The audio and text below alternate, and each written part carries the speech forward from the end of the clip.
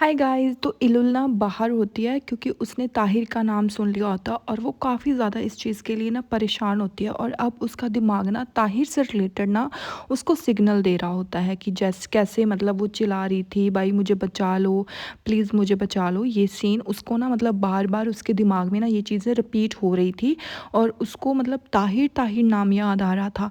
तो उसको ऐसे लग रहा था कि ताहिर नाम से उसका कोई ना कोई तो रिश्ता है। एंड वो ना इधर उधर घूम रही थी ताहिर ताहिर करते हुए कि कुछ तो मुझे याद आ जाए कि ताहिर कौन है, कुछ तो मुझे पता चल जाए। बट उसको कुछ भी याद नहीं आ रहा होता है।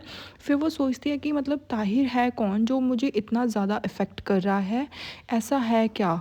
तो फिर वो इधर उधर फिर से जाती है। तो फिर मतलब जैसे वो थोड़ा सा दूर जाती है ना, तो वहाँ पर फिर उसको मतलब अपना वो पास्ट याद आता है कि कैसे उसको कोई खींच कर लेके जा रहा है और वो चिल्ला रही है कि मुझे छोड़ो मुझे छोड़ो।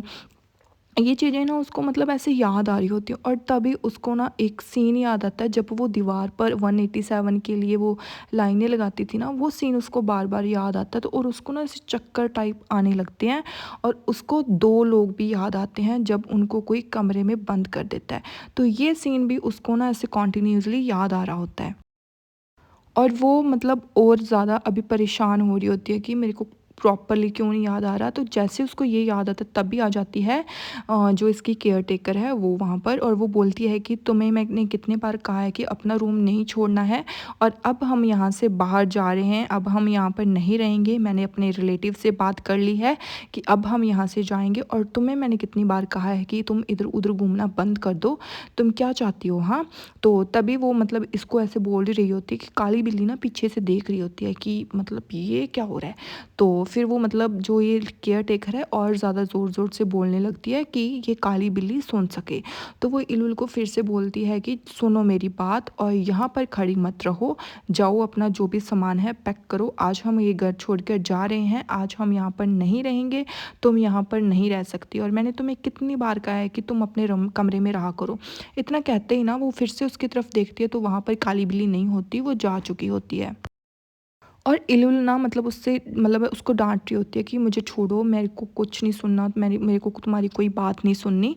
और उधर ना फिर हम देखते हैं कि जो आतिश है वो मरजान को लेकर पहुंच गया होता है एक जगह पर। और आतिश और मरजान उस जगह को देखकर बहुत ज़्यादा ऐसे खुश होते हैं। तो मरजान बोलती है कि तुम मुझे यहाँ पर क्यों लेकर आए हो, कोई स्पेसिफिक रीज़न है क्या।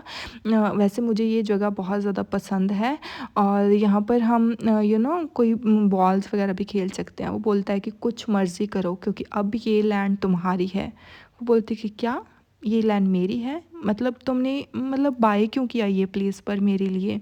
फिर वो हंसने लगता है और वो बोलता है कि ये तुम्हारा ही तो मन था ना कि यहाँ पर तुम स्टूडेंट डॉर्मेट्री खोलना चाहती हो, और तुम चाहती थी कि हम यहाँ पर हम स्टूडेंट डॉर्मेट्री बनाएं, तो इसीलिए ये जगह तुम्हारी है। तो वो बोलती है कि आर यू सीरियस, क्या अब हम डॉर्मेट्री हम दोनों साथ में बनाएंगे।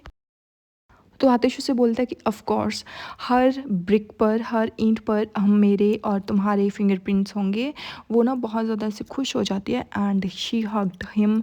और वो दोनों ना ऐसे बहुत ज़्यादा खुश होते हैं। तभी आतिश उसको उठा लेता है और ऐसे घुमाने लगता है। हमारे वाले ऐसे क्यों नहीं होते यार, ये ऐसी चीज़ें ड्रामाज में क्यों होता है। मतलब मेरा दिल टूट जाता है ड्रामाज में इतनी लविंग लविंग चीज़ें देखकर और रियलिटी देखकर। ज़िंदगी लगी पड़ी है। आई टोल्ड यू गाइज कि हज़ार अब बुराक पर करेगा कि ये बुराक ना मतलब सबके अगेंस्ट हो जाए। तो वो मेनली बुराक के पास जाता है। वो बोलता है कि ओ बुराक भाई, व्हाट अ कोइंसिडेंस, हम फिर से मिल लिए, आप यहाँ पर क्या कर रहे हो, आपका तो अभी मतलब ऑफिस का टाइम है ना। तो बुराक बोलता है कि मैं वैसे ही यहाँ पर आ जाता हूँ, मेरे को अच्छा लगता है यहाँ पर आना। तो वो बोलता है कि अच्छा आपको अच्छा लगता है, वैसे आप बहुत ज़्यादा इंटेलिजेंट हो, आतिश ने तो आपको ऐसे समझ रखा है, आप तो मतलब आपसे तो वो कोई भी काम नहीं करवाता, इवन दो आपका तो इतना बड़ा कंपनी है, स्टिल आपके साथ वो इस तरीके से मतलब बिहेव करता है। अगर आप मेरे पार्टनर होते ना, मैं तो आपको अपने सर आंखों पर बिठा के रखता, आपने तो मेरा बिजनेस बहुत ऊपर ले जाना था। वो बोलता है कि सीरियसली आपको भी यही लगता है कि मैं बहुत ज़्यादा इंटेलिजेंट हूँ। वो बोलते हैं कि हाँ हाँ तुम बहुत ज़्यादा इंटेलिजेंट हो। और इतनी बातें सुनकर ना बुराक ऐसे इम्प्रेस हो जाता है। और मैंने आपको बोल दिया कि बुराक अब आतिश के अगेंस्ट जाएगा और वो साइन करेगा उस पेपर्स पर। फिर उसके बाद ना वो बोलता है कि वैसे मुझे गलत मत समझना, आतिश तो ना आपको एक एम्प्लॉय की तरह ही समझता है, वो नहीं समझता कि आपकी कंपनी है और आपका भी पूरा हिस्सा है उस कंपनी में। स्टिल वो आपको बहुत ऐसे गलत समझता है। देखो किस्मत भी कैसा खेल खिलाती है। मैं आपको इतना चाहता हूँ, मुझे ऐसे है कि आप मेरी कंपनी में आ जाए और हम अपने साथ काम में करें, पर नहीं कोई बात नहीं, नहीं कर सकते, आतिश नहीं मान रहा है। पर बुराक को ऐसे हो गया कि मुझे तो इसी के साथ ही काम करना है, मैं तो बहुत ज़्यादा इंटेलिजेंट हूँ। अरे तू फँसेगा रे भाई। फिर उसके बाद आतिश और मरजान ना वहीं पर बैठे ऐसे मतलब खाना वगैरह खा रहे होते हैं, पर मरजान का ना अभी भी ध्यान होता है कि कहीं रिपोर्ट ना आ जाए या कुछ भी। तो वो बेसिकली थोड़ी सी ना उसी चीज़ में खोई हुई होती है और आतिश ये चीज़ नोट कर रहा होता है कि कुछ ना कुछ तो है जो मतलब मरजान को ऐसे चुप करके रख रहा है। तो आतिश को वो बोलती है कि क्या हुआ, तुम्हें कुछ याद आ रहा है क्या? तो वो बोलता है कि हाँ, हमारा पास्ट, कि हम किस तरीके से मिले थे जब हम छोटे थे। तो यहाँ पर हम आते थे और यहाँ तक पहुँचना हमारे लिए ईज़ी नहीं था।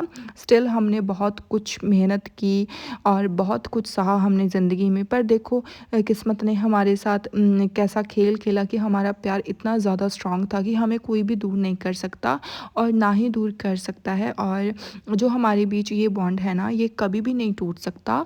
मुझे पता है कि ये कभी भी ऐसा कोई भी नहीं है कि जो हमारा रिश्ता टूट सके।